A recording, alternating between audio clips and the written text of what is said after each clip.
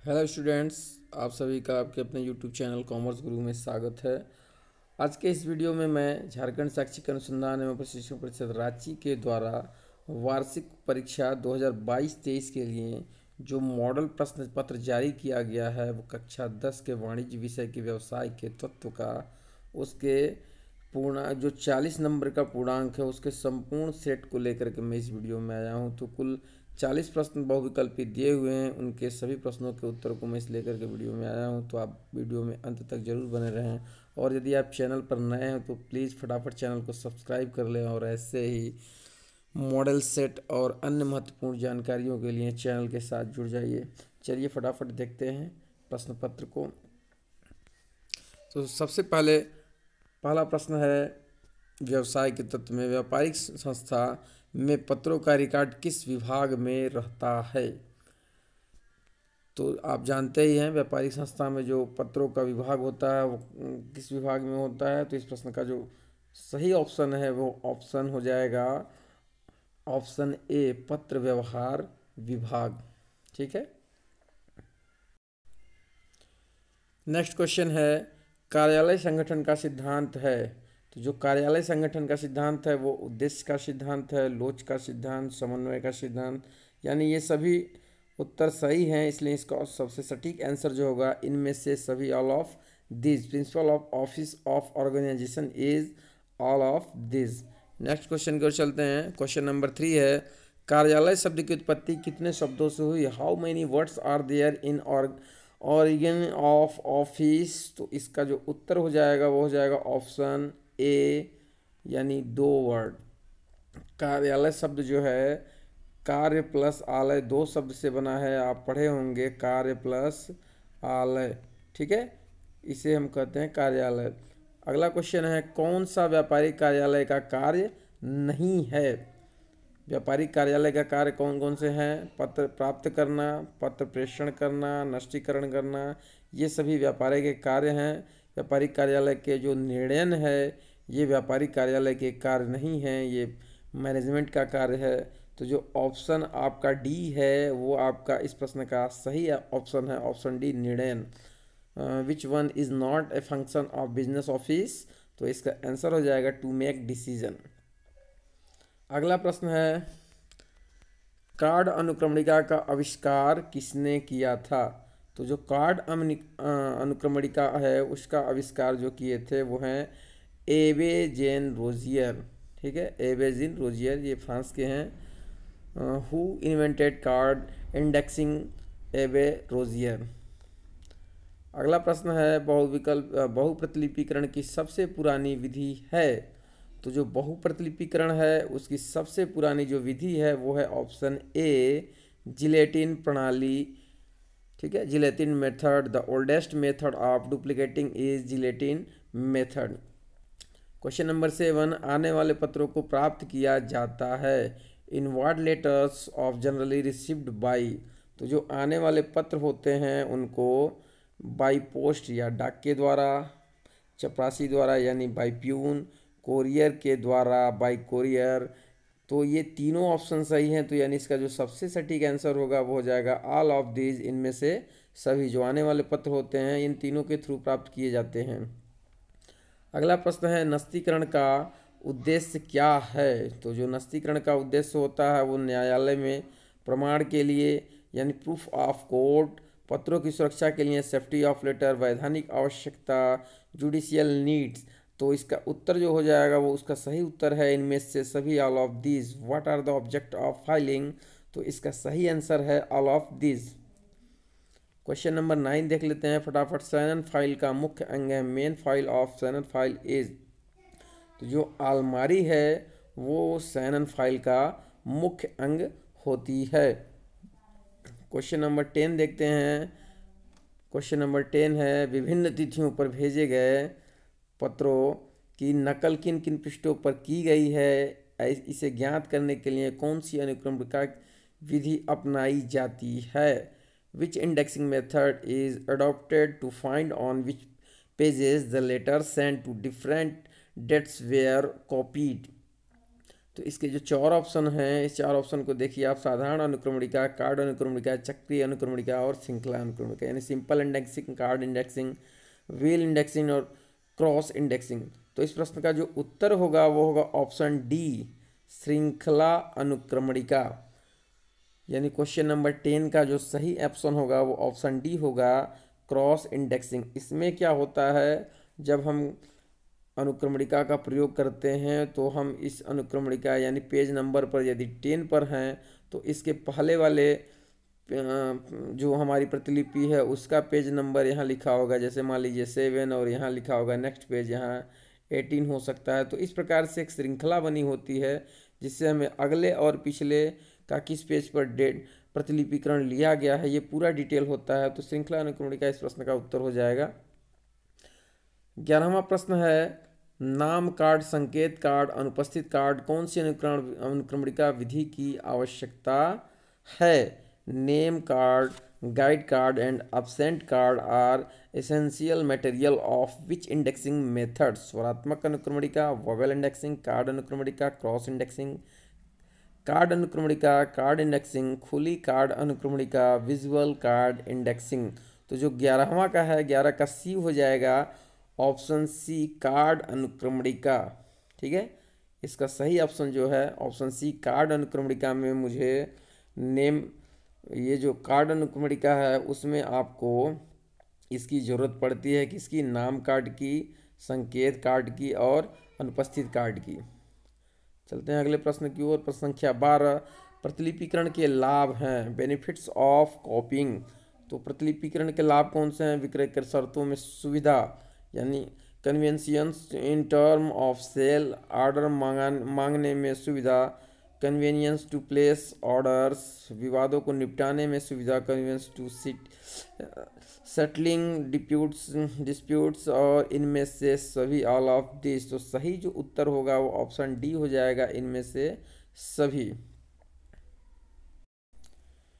Question number 13 है, निम्न में सबसे पुराना, सरल तथा सस्ता प्रतिलिपि लेने का विधि कौन सा है? Which of the following is the oldest, easiest and cheapest copy to get a copying? तो इसका जो सही उत्तर हो जाएगा 13 का ऑप्शन ए, हाथ से प्रतिलिपि, कॉपिंग बाई हैंड। नेक्स्ट क्वेश्चन की ओर चलते हैं। क्वेश्चन नंबर 14, फोल्डर का प्रयोग किया जाता है। फोल्डर का उपयोग किया जाता है वो फोल्डर इज यूज्ड इन। तो फोल्डर का जो प्रयोग किया जाता है वो ऑप्शन सी है, शैनन फाइल। शैनन फाइल प्रणाली में हमको फोल्डर की आवश्यकता पड़ती है। क्वेश्चन नंबर 15 है, रोटरी मशीन से प्रतिलिपि उपयोगी है। Copy bye rotary machines is useful for. तो ये जो रोटरी मशीन है ये बड़े व्यापारियों के लिए उपयोगी है। For big traders, copying by rotary machine is useful for big traders. Okay, तो क्वेश्चन 15 का ऑप्शन सी सही है। क्वेश्चन नंबर 16 की ओर चलते हैं। व्यापारिक बैंकों को कितने भागों में विभाजित करते हैं? तो in how many parts commercial banks can be divided? तो इस प्रश्न का जो सही ऑप्शन है वो ऑप्शन सी है, 4 पार्ट में हम व्यापारिक बैंकों को डिवाइड करते हैं। क्वेश्चन नंबर 17, पहली बार बैंकों का राष्ट्रीयकरण किस वर्ष किया गया? In which years bank were nationalised for the first time? तो फर्स्ट टाइम जो है बैंकों का जो राष्ट्रीयकरण किया गया था वो 1969 में, 1969 में जो है बैंकों का प्रथम बार राष्ट्रीयकरण किया गया था। इस समय सेम इसी से रिलेटेड एक क्वेश्चन आगे भी है कि उस समय कितनी पूंजी थी, उसको हम लोग आगे देखेंगे। ये बहुत ही महत्वपूर्ण प्रश्न है, इसको आप लोग तैयार रखें। इससे रिलेटेड ये 2 बार जो है बैंकों का राष्ट्रीयकरण किया गया था, एक बार 15 अप्रैल 1980 में और एक 19 जुलाई 1969 में। तो इन दोनों को याद रखेंगे, बहुत ही महत्वपूर्ण प्रश्न है। ये कई एग्जाम में पूछे गए प्रश्न हैं, बहुत से सारे प्रतियोगी परीक्षाओं में भी ऐसे प्रश्न आते हैं, तो आप इसको जरूर याद रखें। क्वेश्चन नंबर 18, डाकघर बचत खाता कितने समय में मृत मान लिया जाता है? In how much time A post office saving account is considered in corporate? तो ये जो प्रश्न है आपका, ये प्रश्न भी थोड़ा सा विवाद पैदा करने वाला है, क्योंकि जो बुक है, बुक के अकॉर्डिंग इस प्रश्न का उत्तर जो है ऑप्शन बी है 5 वर्ष 5 ईयर्स, लेकिन उसी बुक में बीच में जो लिखा हुआ है उसमें लिखा है 3 ईयर्स। ठीक है, तो कहीं 5 वर्ष लिखा है, कहीं 3 वर्ष लिखा है, लेकिन बुक के हिसाब से हम चलते हैं तो इसका जो सही ऑप्शन होगा ऑप्शन बी 5 वर्ष। तो इसके दोनों ऑप्शन सही हैं, तो हमें जो डिसाइड करना होगा तो हम सबसे पहले इसी को मारेंगे, ऑप्शन बी 5 वर्ष। आगे चलते हैं। 19वां प्रश्न, उद्योगों को दीर्घकालीन ऋण कौन सा बैंक देता है? Which bank provides long term loan to industries? व्यापारिक बैंक, कॉमर्शियल बैंक, बचत बैंक, सेविंग बैंक, औद्योगिक बैंक, इंडस्ट्रियल बैंक एंड सहकारी बैंक, कोऑपरेटिव बैंक। तो आप जानते हैं इस प्रश्न का उत्तर, इस प्रश्न का उत्तर होगा औद्योगिक बैंक, इंडस्ट्रियल बैंक। अगला प्रश्न, प्रश्न संख्या 20, इंदिरा विकास पत्र योजना कब बंद कर दी गई? तो इसका उत्तर है 1999। व्हेन वाज इंडिया विकास पत्र इंडिया विकास पत्र योजना विथड्रॉन? चूँकि इसमें थोड़ा सा डिफरेंस है, यहाँ इंदिरा विकास पत्र योजना है और यहाँ पे लिखा है इंडिया विकास पत्र योजना। तो आप इसको देख लीजिएगा, ये इंदिरा होगा, इंडिया नहीं होगा। ठीक है, ये इंदिरा विकास पत्र योजना है और इसको 1999 में जो है बंद कर दिया गया है। अगला प्रश्न है, डाकघर बचत खाते में कम से कम कितनी राशि जमा कर सकते हैं? What is he minimum amount to be deposited in post office saving account? तो जो डाकघर बचत खाता योजना है उसमें मिनिमम जो है हम 20 रुपये जमा कर सकते हैं, 20 रुपीज़। अगला प्रश्न है, सबसे अधिक ब्याज किस खाते पर मिलता है? Highest rate of interest is provided on which account?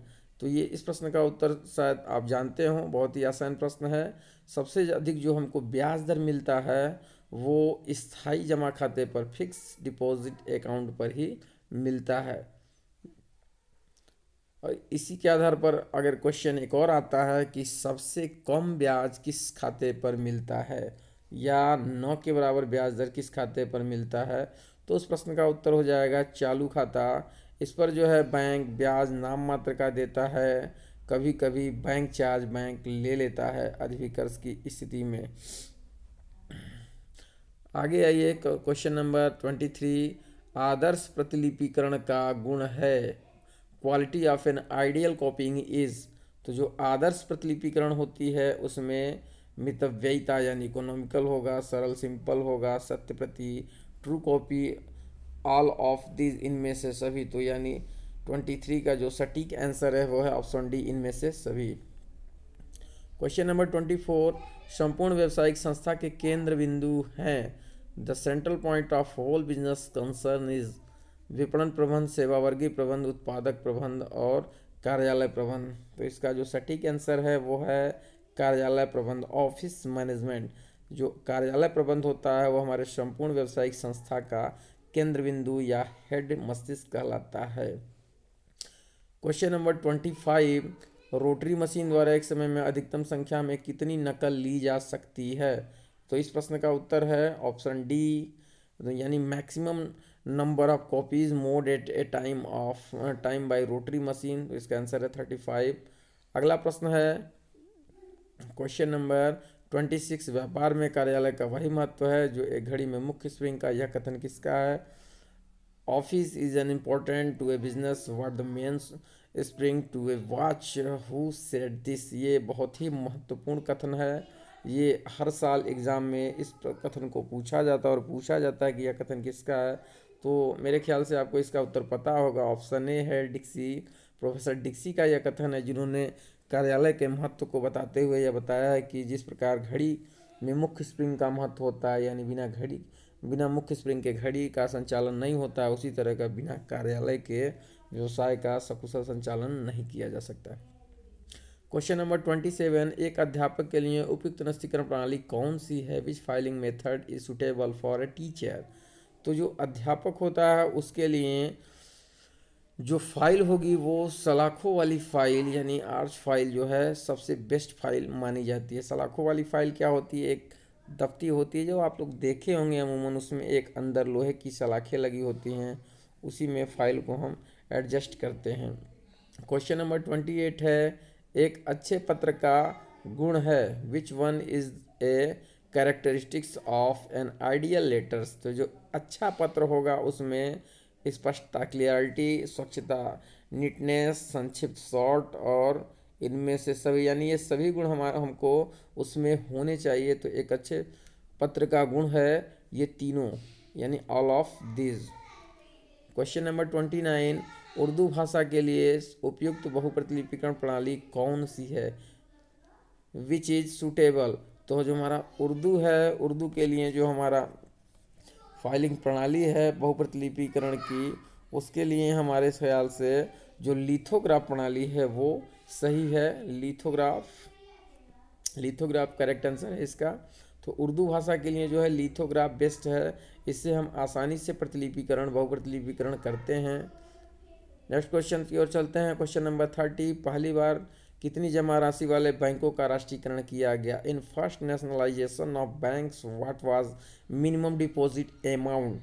तो पहली बार जो बैंकों का राष्ट्रीयकरण किया गया था तो उनकी जो जमा राशि थी 50 करोड़ से अधिक, more than rate 50 crore. Question number 31, जब एक डाकघर दूसरे डाकघर को किसी व्यक्ति को धनराशि देने का आदेश देता है तो उसे कहते हैं when a post office order to another post office to pay amount to any person is called. तो इसे हम पोस्टल ऑर्डर कहते हैं। अगला प्रश्न है क्वेश्चन नंबर 32, ऋण देना बैंक का खालिस्तान कार्य है। Granting loan is function of bank. तो ऋण देना जो है बैंक का कौन सा कार्य है, प्राइमरी कार्य है। प्राथमिक कार्य आप जानते हैं, प्राथमिक कार्य के अंतर्गत आते हैं जमा स्वीकार करना और ऋण देना।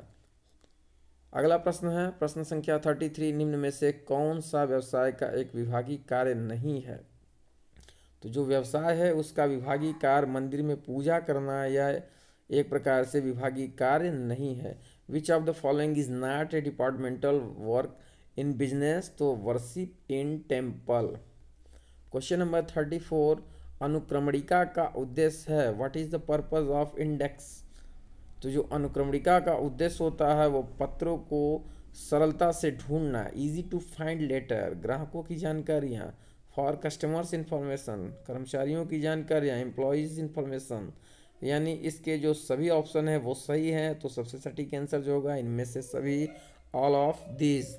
क्वेश्चन नंबर 35, चेक लिखित आज्ञा पत्र होता है। Cheque is a written order instrument. जो चेक होता है वो क्या होता है, वो शर्त रहित यानी अनकंडीशनल होता है। तो 35 का बी ऑप्शन सही है, शर्त रहित, यानी इसमें कोई शर्त होता नहीं है। क्वेश्चन नंबर 36 क्वेश्चन है, कटा फटा चेक कहलाता है, डैमेज्ड चेक इज कॉल्ड। तो जो कटा फटा चेक होता है उसे हम विकृत चेक या म्यूटिलेटेड चेक कहते हैं।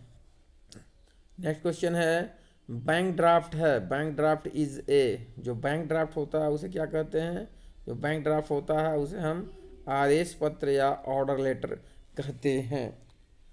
नेक्स्ट क्वेश्चन है, बिल के भुगतान के लिए कितने दिन रियायती दिन के रूप में दिए जाते हैं। ये आप जानते होंगे, इस प्रश्न का उत्तर बहुत ही आसान है। तो 3 दिन जो होते हैं वो अनुग्रह दिवस के होते हैं, यानी how many days are allowed as days of grace for payment of a bill. तो कोई भी बिल होता है जब उसकी हम भुगतान तिथि निकालते हैं तो उसमें हम क्या करते हैं, 3 दिन उसमें और जोड़ देते हैं और वो जो दिन आती है वो भुगतान की तिथि कहलाती है। इसमें कभी कभी ये भी पूछता है कि 3 दिन जोड़ने के बाद यदि उस दिन कोई सार्वजनिक अवकाश हो तो उसका भुगतान कब होगा, या फिर 3 दिन के बाद कोई अकस्मात अवकाश पड़ जाए तो ऐसे कंडीशन में भी आप देख लीजिएगा कि उसका भुगतान पहले होता है कि बाद में होता है, क्योंकि पिछले एग्जाम में ये भी प्रश्न आए हुए हैं, बहुत ही महत्वपूर्ण प्रश्न है। क्वेश्चन नंबर 39 देख लीजिए फटाफट, प्रतियां गिनने के लिए अंक सूचक घड़ी किस यंत्र में होती है। In which machine analogy watch is instated to count copies.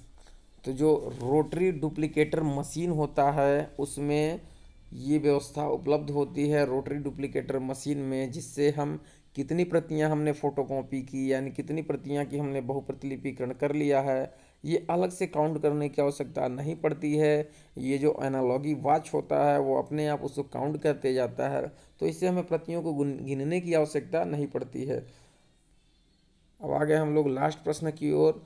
अंतिम प्रश्न देखने से पहले यदि आप मेरे चैनल पर नए हैं और अभी तक आपने चैनल को सब्सक्राइब नहीं किया है तो प्लीज़ चैनल को सब्सक्राइब कर लीजिए, और आगे कॉमर्स के ऐसे ही नवीन अपडेट्स पाने के लिए, कॉमर्स की जानकारी करने के लिए आप मेरे चैनल को सब्सक्राइब कर लीजिए। मेरे चैनल के द्वारा क्लास 9, 10, 11, 12 के संपूर्ण सिलेबस का वीडियो अपलोड किया जाता है और कॉमर्स की जानकारी कराई जाती है, जिससे आप आसानी से कॉमर्स पढ़ सकें, कर सकें। तो यदि आप चैनल पर नए हैं तो प्लीज़ चैनल को सब्सक्राइब और अपने मित्रों में, दोस्तों में इस वीडियो को ज़रूर शेयर करें। सो आइए लास्ट क्वेश्चन देख लेते हैं। यात्रा करते समय अपने साथ रखना सुविधाजनक है। While travelling it is convenience to keep with. तो यात्रा करते समय हमको क्या रखना चाहिए? यात्री चेक यानी ट्रेवलर्स चेक। यात्री चेक होता ही है, यात्री चेक यात्रा करने के लिए। तो इस प्रकार हम लोगों ने 40 बहुविकल्पी प्रश्नों के उत्तर को यहाँ पे देखा, जाना और समझा। इसी प्रकार और भी मॉडल सेट मेरे द्वारा जारी किया जा रहा है, क्लास 11th के, क्लास 12th के, क्लास 9th के। तो आप चैनल पर नए हैं तो चैनल को सब्सक्राइब करिए और ऐसे ही मॉडल सेट या अन्य प्रश्नों के उत्तर को जानने के लिए लगे रहिए। वीडियो देखने के लिए आप सभी का बहुत बहुत धन्यवाद।